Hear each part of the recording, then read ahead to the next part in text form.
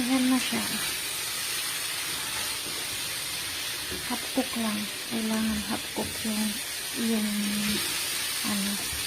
broccoli. Luto na siya.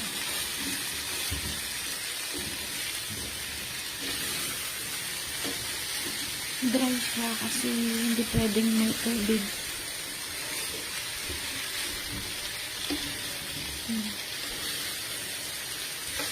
Kasi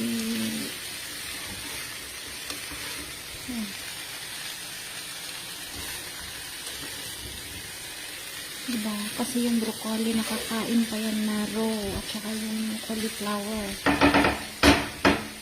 Kaya okay lang na ganyan. Kala nila.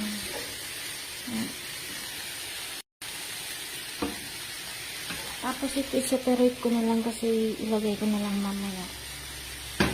Pag ilagay ko sa container o di kaya sa